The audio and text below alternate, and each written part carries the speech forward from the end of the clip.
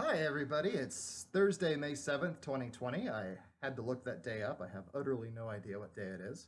I'm wearing my social distancing mask and I am drinking some Diet A&W root beer, product placement.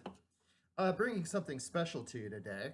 I received this in my email a few days ago. I'm continuing to receive more emails on this. I can't quite give any credit to who wrote it because I don't know, but it's very fascinating. I'm going to read to you the first three chapters, and basically, it's a hiking journal that has been missing. The tagline that came in the subject was, "He wanted a Steinbeck book, but the bookstore insisted he buy a used journal of a missing man.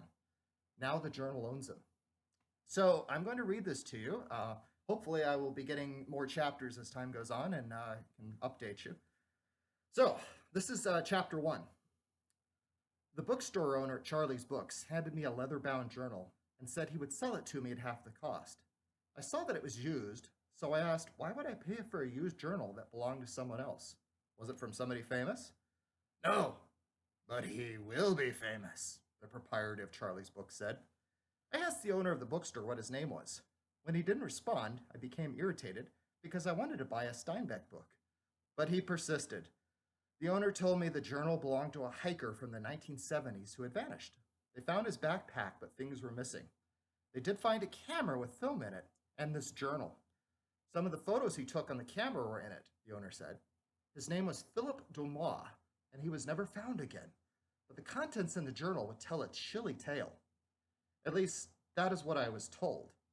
I looked into the calm gray eyes of the owner of the bookstore and paid him the amount he asked, which was $10.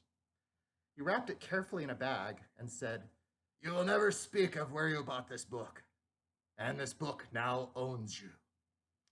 I took it and left. I should have asked more questions because I had no idea what I was in for when I opened the first page of the lost hiking journal of Philip Dumas. Everything changed. Chapter 2. The journal of Philip Dumas was heavy in my backpack, which struck me odd as it felt flimsy like a cheap notebook. I took it out and noticed the cover was unusually strong and smelled of pine. I wanted to light it on fire and smell it. I looked for a lighter in my backpack, but couldn't find one. I'd never owned a lighter. It was almost dark when I got home, and I thought about going back to the bookstore. But I went inside the apartment complex and realized this was not where I lived. "Can I help you?" asked a bell clerk. I said I wasn't sure if he could. "In that case, I think you would be a good candidate for living here at Belle Isle. Would you like a room? It's nothing fancy.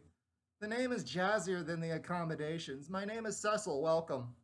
It all happened so fast, and I shook his hand and said yes. I had a feeling he wasn't really waiting for a reply.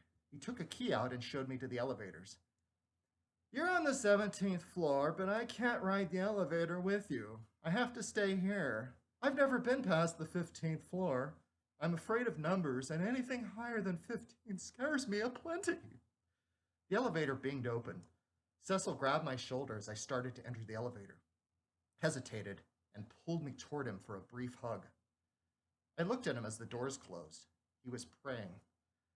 When I arrived on the 17th floor with a backpack containing only the strange journal and a key to room 1975, I began to ask myself, what had I done?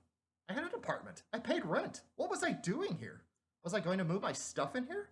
I could not afford a second apartment. I could barely afford my own apartment. But the key fit snug in the lock and I opened it. The air smelled sweet and I tried to lick it. The lights were off, so I turned them on. The first thing I noticed was there were no windows in the living room. I could not find any other rooms. There was no bedroom, and no bathroom, and no kitchen. It was just a room, but it was furnished with a chair and a table and a recliner. On the wall was a small television. There were light switches on all four walls, but only one light in the ceiling. I wanted to try all the switches, but I sat down in the chair first and set the backpack down. It was so heavy now. I took the book out and put it on the table. The book was glowing. What had I done? Chapter 3. I began to flip all the light switches on in the room. One turned the light off, the other turned it back on. The other two did not do a thing, so I looked for an electrical socket. I found one behind the recliner. In the room alongside the socket, I could hear two people talking. They spoke in whispers. Or the wall was very thick. I think they were whispering, though. I tried to speak into the electrical socket and ask them a question. There was silence. What was that? A voice said more clearly through the socket. I got on my knees and moved closer. Toilet paper, over or under, I said.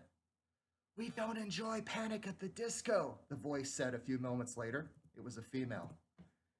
I decided the conversation was not being conducive to my new surroundings, so I stuck my finger into the electrical socket, and it immediately and painfully electrocuted me. I screamed and managed to get my hand away from it. The tip of my finger was charred black. Feeling a wave of nausea sweep through my body, I sat at the table and opened up the journal of the lost hiker. The cover was so heavy, it was glowing peppermint now. The first page was dated first page. It was handwritten in a language I did not recognize. Its words reminded me of a pumpkin. I tried to read, and after a while, some of the words began to make sense. I read for a few pages. My skin crawled. I heard someone knocking at the door. I shut the book and covered it with my backpack. At the door stood a fairly short person, probably about 4.5 feet, and I was unsure if they were male or female. They wore a bellhop hat. Are you the bellhop? I asked. Of course I'm the damn bellhop.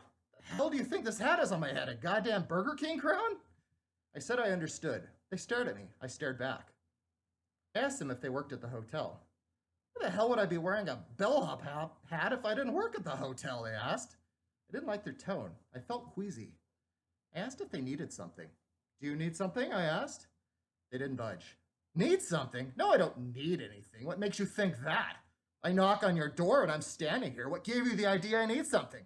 Maybe I just blew over here on a breeze and landed at your door, and wow, what a strange coincidence. Amazing, huh? Need something? No, why the hell would you think I need something? Because I knocked on your door? I wasn't sure what to say. So I said something about Egypt and what kind of tombs and crypts have yet to be discovered. They stared back at me but didn't answer. I thought about shutting the door, but I didn't want to be rude.